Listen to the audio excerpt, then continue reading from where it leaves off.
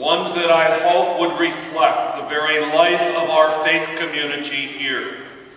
And so those words should be, we have a dream. And St. Paul reminds us, and reminds the early Christian community, that this is a mutual dream, and that this dream would radiate an alternative way of living in our world. It would validate and affirm each person who walks through our doors or walks from these doors into the world out there. And St. Paul tells us today that living in this world as God intends demands courage. In fact, St. Paul says we are always courageous. We are always courageous. As a pastor, I share a hope that in our time in history, every person would come to understand and respect the dignity and value of each person. What a different world it would be if that belief were able to resonate and echo within our community, in our homes, in our churches, in our classrooms, and within our country. We truly do walk by faith, not by sight. And we are called more than ever today to reaffirm the faith we share as a Catholic people. The credibility of our life as a Catholic people depends on the fact that our faith is not a mere abstract description of a group of people who gather together on a Sunday. Rather, our Catholic life is manifested in the real world, in how we live out our faith each and every day. If Catholic life is reduced merely to a series of religious exercises here within these four walls, then its mission to be yeast, salt, and light for the world is diminished immensely. The faith we profess here today calls us to a living faith. A faith that demands that we put feet on it, carrying it out into the world where we will make a difference in the quality of every person's life, from the moment of conception to natural death. At this time in our history, both as a country and as a church, our institutions, our social service agencies, our schools, our hospitals, and our Catholic universities and colleges are facing a daunting challenge.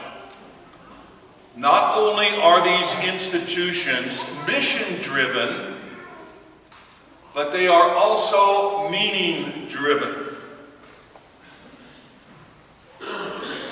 For our institutions are called to be centers of ministry within our communities and within our country. The very mission and ministry of God's reign is constitutive to their very nature. It is the meaning of their existence, God's reign. That means that not only do they have a practical and pragmatic purpose, but they are, as I said, constitutively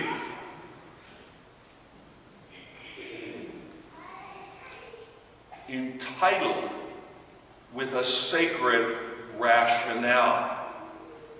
Feeding the hungry, clothing the naked, teaching our young, or caring for the sick not only represents a mutual commitment to one another and a social contract, but it also reflects the very core of the gospel command of God. These institutions stand in a world as a witness to God's dream for the world.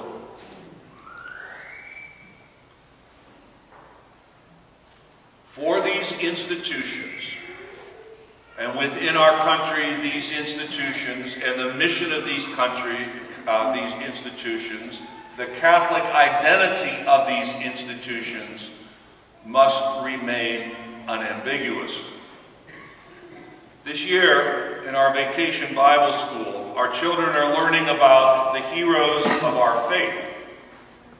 Those who lived their lives courageously, sometimes at the cost of their lives, literally.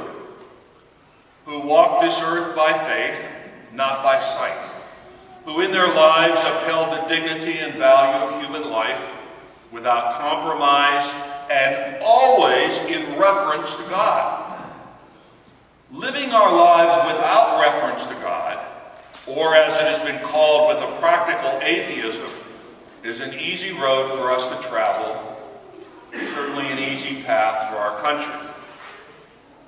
Technique, practicality, convenience, expediency take precedence over substance. A paper cup is much less substantive than a glass, more readily disposed of. When the poor, the hungry, the sick, those who are unborn become disposable to our society, those who are aged become disposable to our society, then we truly live without reference to God. This past Pentecost, we were called to follow the example of the first disciples, the first courageous disciples of the Lord, going out of the upper room on fire with the Holy Spirit to create a world where all could live their lives in the freedom of God's love and justice. That freedom has never been and is not now a cheap grace. It is a freedom that our founding mothers and fathers shared when they signed the Declaration of Independence, mutually and courageously pledging their lives so that life, liberty, and the pursuit of happiness would belong to all. Freedom of conscience and freedom of religion was promised to us all. The Declaration of Independence is really a declaration of interdependence. That dream of our founding mothers and fathers was signed with a pledge. You may recall those words. With a firm reliance on the protection of divine providence, we pledge our fortunes, our lives, and our sacred honor. We are challenged to make that commitment today, here today. We are asked to take the symbols of our lives, the bread and wine that we'll place on the table for the Eucharist, and with a firm reliance on the protection of divine providence, we will pledge with Jesus our fortunes, our lives, and our sacred honor, mutually pledging a covenant poured out not only for you and for me, but for the many who are out there.